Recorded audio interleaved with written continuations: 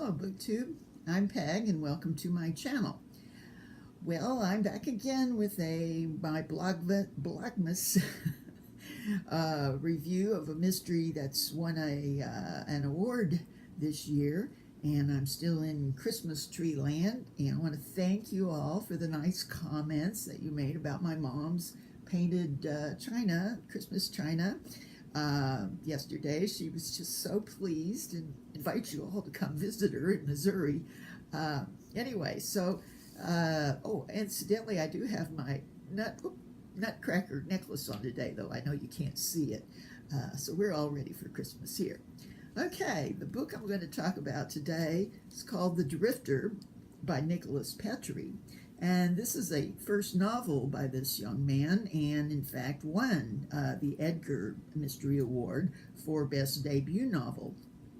And a little bit about the Mr. Petrie. He has an MFA in fiction and won an award for a short story while he was still in school, and since then has written quite a few short stories for some national literary journals, but this is his first novel. And before I go into the story, I want to just tell a little bit more about the author.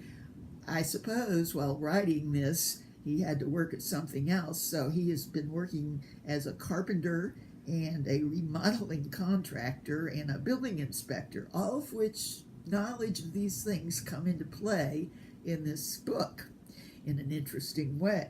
Okay, this opens up with the main character, a man named Peter, who has been a soldier in the Iraq and Afghanistan wars, and he is back now and out of the army, but he suffers terribly from what they call post-traumatic stress disorder. So this is very timely in what's actually going on a lot here now.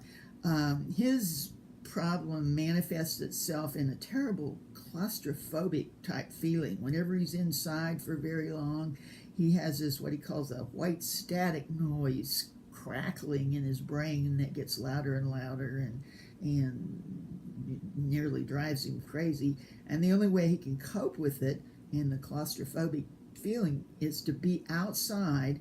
So he has a truck, and he arranges to take it up into the mountains and just live there for months at a time, and he's able to sleep under the stars, and that's the only time where he really feels sane at all.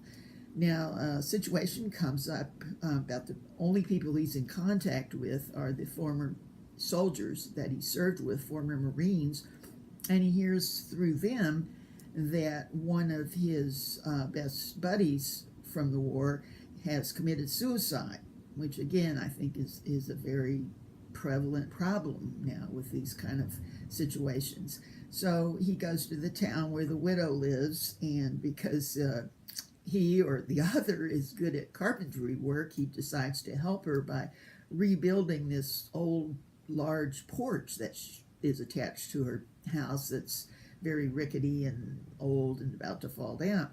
So it opens up with him crawling underneath this huge porch and realizing that a huge pit bull lives under the porch. Now, he'd heard about it, and the kids are so frightened and they're afraid to go outside that the dog will run out and bite him. It's not their dog, it's some stray dog that's taken up living there. And it's a tremendous first scene when he faces down this 150-pound pit bull mixture and finds a real unusual way to get it out of there without really any damage to himself or the dog. So it was worth reading almost just for that. But also, underneath this kind of spooky large porch, he finds an old suitcase that is stuffed with money and explosives. And he immediately sets out to try to figure out what this is all about, if it was his friends that died or supposedly committed suicide, if it was his, or what it has to do with anything. So the rest of the book is solving this mystery, which I don't want to go into at all because it's well done, and I would be spoiling it if I said anything, but there's some other shady characters that come up, and I think it's quite well written, especially for a first novel, and enjoyable, and I'll never forget that pit bull scene. Okay, I'll be back tomorrow with another one, so thanks.